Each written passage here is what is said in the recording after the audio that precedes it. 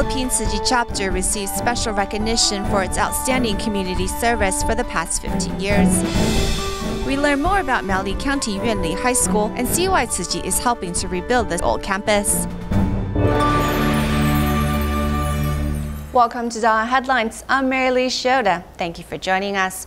This year, 600 tons of rice from Taiwan was delivered in 3 trips to Haiti. With the assistance of Tzu Chi, Taiwan was able to provide food for impoverished Haitians. Recently in Port-au-Prince, the rice distribution ended on a successful note, bringing smiles to everyone's faces.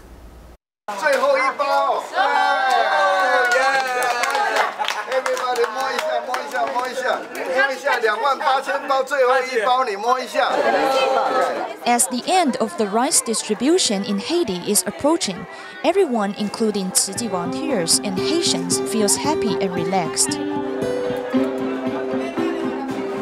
Okay.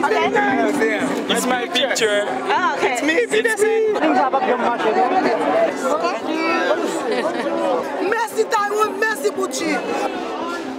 Residents from the slum area, Sun City, in the capital of Haiti, Port-au-Prince, have received the rice from Taiwan, giving them warmth and love. I thank Tzu Chi's master Zhang Yin, and I hope that master can come to Haiti every day so that we will have something to eat. Tzu Chi volunteers bring 1,000 bags of rice to the children at the Saint Anthony School and Kindergarten.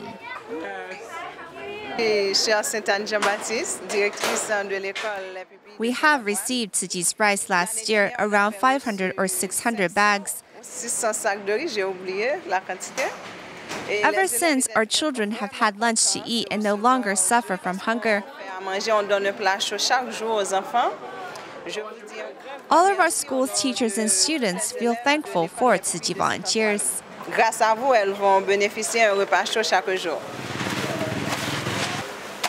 In 2016, Tzu Chi Foundation took 3 rounds to bring a total of 600 tons of rice to the slum of Haiti, filling many residents' stomachs, as well as spreading love throughout this deprived region. An awards ceremony was recently held at the Ateneo de Manila University in the Philippines to honor organizations and individuals who have greatly contributed to local communities. This year, the Tzu Chi Philippines Chapter received the Community Service Award in recognition of their outstanding service to the local community over the past 15 years. Ateneo de Manila University is honoring organizations and individuals who have greatly contributed to local communities.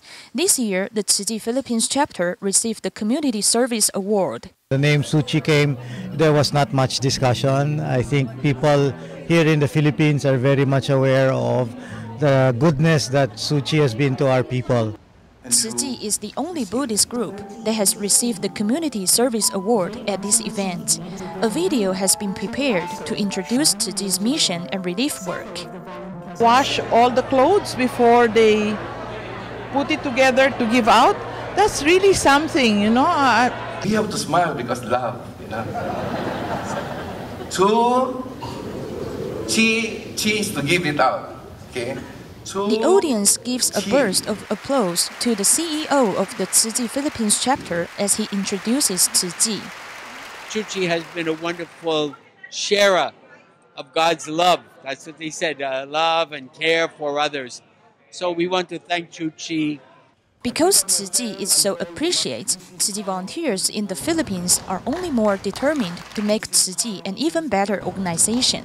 Award will encourage our volunteers to do more for the benefit of society.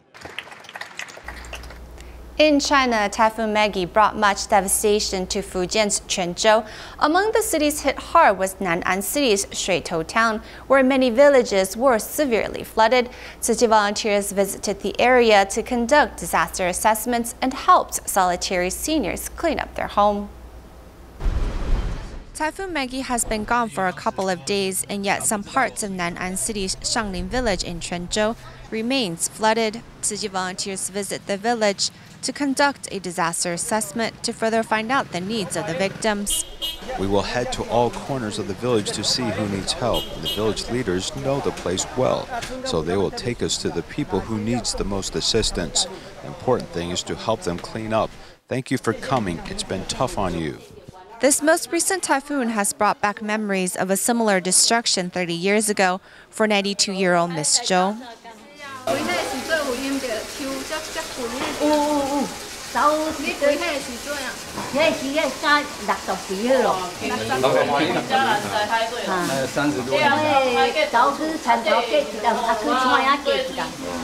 Knowing senior Zhou is unable to clean up on her own, volunteers pitch in.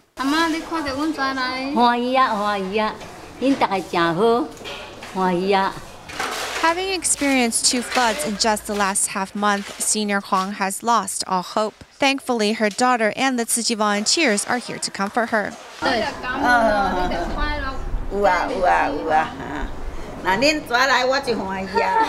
While cleaning up, volunteers call on more people to lend a hand. Everyone's united in a common goal to help these disaster victims return their lives to normal as quickly as possible. At the end of the 2-day Tzu Chi Forum this past weekend, a few of the guests visited the Jingsi abode in Hualien, where they met Master Zhang Yin and learned more about the spirit of Tzu Chi. 观看这个大爱财的节目中间，得到智慧的启示，得到幸运的慰藉。 At the conclusion of the 4th Tzu Chi Forum, VIPs came to the Jingsi abode to meet Master Zhang Yin on the morning of October 3rd to share their experience of attending the forum. I hope that studying Tzu Chi is not simply a theoretical type of research, but actually sharing the experience of Tzu Chi volunteers, which is also very important. Master Zhang Hui is from China's Hebei province and agrees with Tzu Chi's philosophy and printed 5,000 volumes of Jingsi aphorisms, hoping to share Tzu Chi's message to more places. Jingsi aphorisms use simple and concise language to express our practice of Buddhism and the Bodhisattva heart and path, and a very profound sense of justice and meaning, which can make our hearts truly happy. Master Zhang Yin was eager to share Tzu Chi's message and spirit with both academics and other Dharma masters.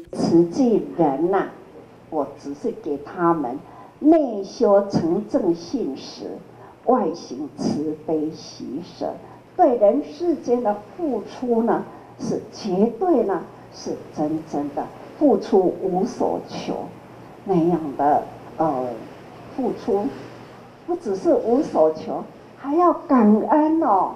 For Buddhism, all sentient beings are important, with Tzu Chi followers upholding the spirit of working without seeking anything in return, which is the Bodhisattva path. The 4th Tzu Chi Forum was held at the Jingsi Hall in Xindian, New Taipei City, but it was up to the volunteers at the Shuanghe Jingsi Hall to provide meals for the participants. The challenge of providing a delicious vegetarian meal is always a test of the volunteers' wisdom. Early in the morning, some 80 volunteers have gathered at the Shuanghe Jingsi Hall to prepare 1,300 vegetarian lunchboxes for the special guests who have come to attend the 4th Tzu Chi Forum. Ingredient selection is a challenge to balance out nutrition as well as savory factor. After the typhoon, vegetable prices rise, so today I'm using carrots because carrots aren't afraid of windstorms and bok choy. The female volunteers chop up the vegetables while the male volunteers are in charge of cooking. With everyone working together, a delicious lunch is made. We have to make sure the lunchbox looks appetizing and not wet and soggy. Although not on location, these volunteers still put their heart and effort into ensuring the success of the event. By 2025, Taiwan's government has proposed that 20% of the country's electricity will be provided by green energy methods. However, there are many obstacles to reaching this goal. Currently, about 4.2% of Taiwan's electricity comes from renewable energy sources. To meet the target, the country is investing in hydraulic pumping facilities that can convert hydroelectricity into storage facilities. These facilities will be key in the transition to greener forms of energy in the future. Hydropower is a good source of renewable energy. But when there is a shortage of rainfall, it can be insufficient. The biggest issue is meeting the demands of making hydropower a viable source of electricity. At this time, we are using the potential energy of flowing water to harvest electrical power. Water reservoirs have been adapted to serve the additional function of electricity stores. These reservoirs account for 2% of Taiwan's total electrical power. As we know, the potential energy of flowing water can be converted to electricity. But can that electricity be further converted into a form of storable electricity? The answer is yes. Energy is being drawn from 380 meters below the surface of Sun Moon Lake. Above ground, we are converting that electricity into stored energy. During the day, most of the country's energy is provided by fossil fuels and nuclear power. In the evenings, energy demands decrease. However, hydropower plants can never stop running. When demand is low, the extra energy is channeled into storage facilities. The hydro plants at Mingtan Dam and Daguan No. 2 are supplementing the nation's power supply during the day and converting excess power into storage at night. Using hydraulic pumps to generate power, the Mingtan Dam power station can produce 1.6 million watts of electricity every hour. Last year, the station accounted for 1.23% of Taiwan's total power generation. Hydroelectric pumping does not count as a renewable energy source because about 25% of the hydroelectric power will be lost in the conversion process to the storage batteries. However, these reservoirs provide the important function of supplemental power supplies. Solar power can be used effectively during sunny days to produce electricity, and then ideally you could switch to power generated by wind turbines during the night. But when you look at the total energy needs of the population, this still isn't going to be feasible currently. We still need to rely on a more stable energy source. The country has set a green energy target for 2025 to have 20 million kilowatts of electricity provided by green technology, or 20% of the country's electricity. However, relying only on solar or wind power will create problems for Taiwan's power grid. As for the system Taiwan Power uses, we have had a very significant impact because we operate our own power system independently. The goal of developing the hydraulic pump power storage facilities is to provide a stable energy supplement for the green energy methods that will be used during the daytime. The power from the reservoirs will provide a smooth transition while switching between solar energy during the day and wind energy during the night. Electricity from hydropower is our most reliable source of electrical power, but energy from storage batteries required by the market is higher than we can provide with hydropower. The Mingtan Dam and the Daguan No. 2 plant can store 2.6 million kilowatts combined, which is equivalent to 10,408 containers filled with nickel metal hydride batteries at full power. But while common batteries may store energy for 5 to 8 years, the plant's facilities can store the same amount for up to 50 years. Taiwan Power is actively considering expanding its hydropower capabilities. There are 6 or 7 sites where assessments are being conducted. In the future, such hydro plant storage facilities will be located at Feisui and Shimen in the north, DaAi in central Taiwan, as well as Zhengwen and Nanhua in the south. Since solar power will not be able to completely solve the energy needs of society, the future will still require networks of independent energy storage batteries like these. In Zhanghua, Yuanli, they are working on harvesting solar power, which ideally will be used by local residents. At the current time, the use of energy storage batteries is still necessary. This is the Institute of Nuclear Research and their microgrid system, which connects nearby sources of renewable and even thermal energy and collects and stores them here. The excess energy of the system is stored on lithium-ion batteries. When demand for electricity is relatively high, we can access the energy stores and convert it back to usable electricity to meet spikes in demand. These are vanadium flow batteries, also known as mobile reservoirs. One of these can store 20 kilowatts of electricity, which is equivalent to the average amount of electricity consumed by 2 households in a day. 你没看错，拿行李搭手扶梯，竟然还要自己走。 When disasters occur, there will always be problems with providing adequate power.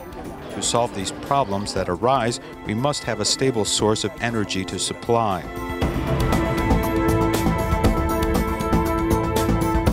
From small-scale battery packs for energy storage to large-scale hydropower plants, their development must be coordinated to ensure environmentally friendly power production to meet society's energy needs. Currently, there is still much work to be done.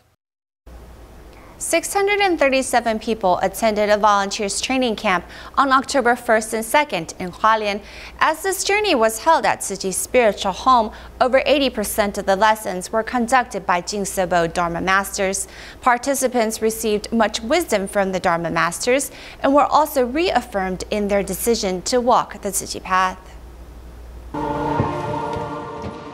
After attending Tzu Chi's volunteer training seminar for 1 year and training for another year, 637 volunteers in training from northern Taiwan returned to Tzu Chi's birthplace in Hualien to attend another 2-day volunteers training camp. Huang Xinhui, who comes from Wenshan district of Taipei, has to undergo dialysis 4 times each day, with her sister accompanying her. The dialysis bag for the night has a capacity of 2,000 cubic centimeters. That is heavier than this one. I may need to change my hand to hold it. I should not stay in the place with the air conditioner. It would be safer if there's no airflow in the tube. Volunteers in training can choose to learn either indoors or outdoors to fulfill their hope of becoming a Tzu Chi commissioner. I feel much better than before. I don't want to get back to the time when I was in a melancholy situation and a state of poor mental health. After personally experiencing difficulties associated with September's typhoon in Penghu, Chen Wang Meiju does not regret volunteering around Taiwan each month. After listening to the Master's morning sermon, I think I should grasp every chance to carry out the act of giving and helping the less fortunate.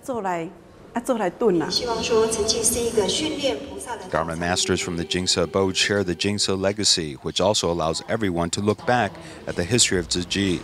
Many have been moved to tears and are inspired by these benevolent thoughts and actions. I think I can tolerate more things when I work now. For example, I won't get angry easily. After listening to Dharma Master De Tse share her ideas, I think Buddhism has become a part of my life. Among the volunteers in training of northern Taiwan in 2016, 30 of them used to be Tzu Jings. They have vowed to carry on Master Zhang Yin's mission with the Buddha's heart.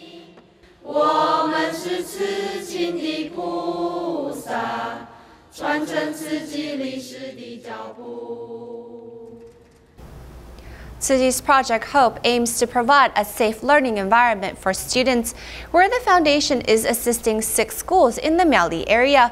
Among them is Miaoli County's Yuanli Senior High School, which has fostered many sports stars in the 70 years since its establishment. Though some school buildings have been renovated, most are over half a century old and falling apart. Track and field athletes are practicing underneath the sun. Martial arts students perform Tai Chi, a gentle yet strong sport.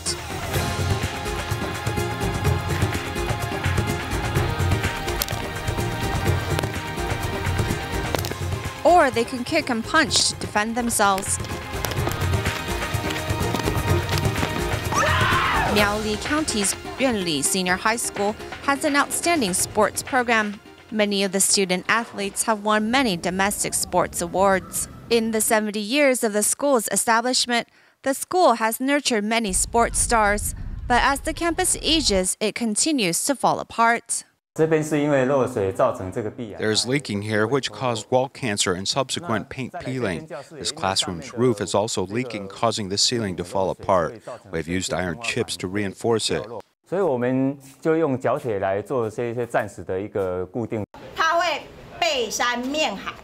the classroom above the student's head, reinforcement panels have been used to support the ceiling.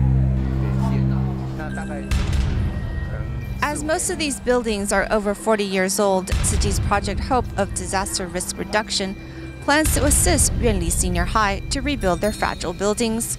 感谢他们可以帮忙我们重整校园。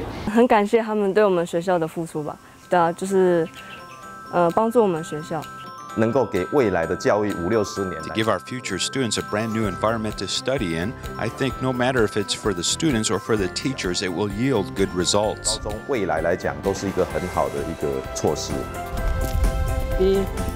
The children are our future, and Tzu Chi's Project Hope of Disaster Risk Reduction's main goal is to provide a safe learning environment for the hope of our future. DaAi Yin Elementary School recently held an event to show respect for teachers. This time, Tzu Chi volunteers and DaAi mothers designed a program where students served tea to the teachers, while the volunteers presented a set of audiobooks to the teachers. The students kneel down on one knee to serve tea to their teachers to show their gratitude.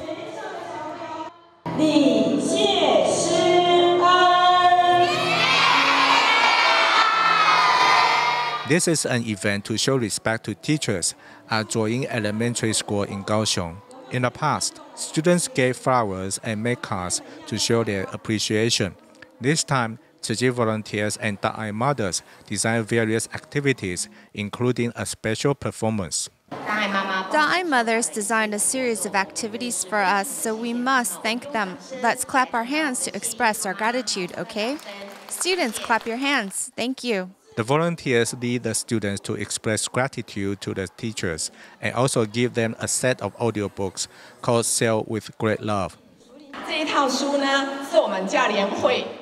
We and Tzu Chi Teachers Association spent 3 years compiling this set of books. We hope it can teach our children good concepts.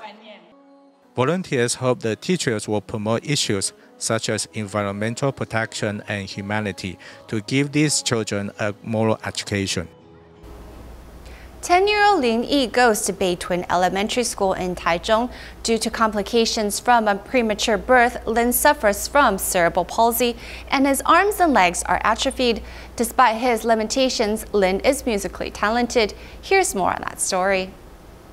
I'm gonna celebrate with others. Moving along with the music, Lin Yi enjoys singing this song.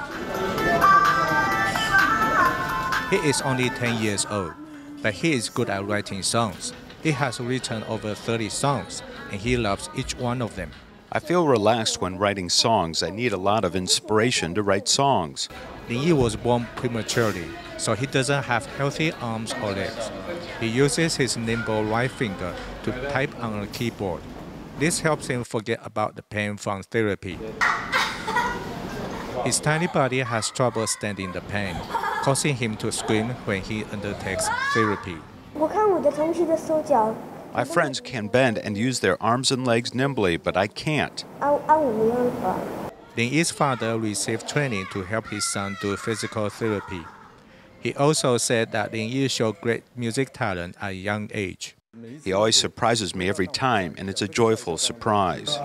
Watching his son grow every day, Mr. Lin feels that Lin Yi will bravely live out his life, just like this song he wrote.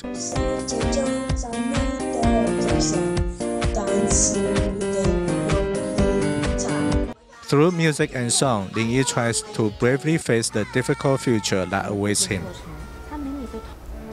Rhythms Monthly's recent touring photography exhibit has arrived at the Kaohsiung Cultural Center. The exhibit hopes to inspire viewers to commit to a sustainable living in Taiwan. That's all the time we have for today. Thank you for joining us. We'll see you next time.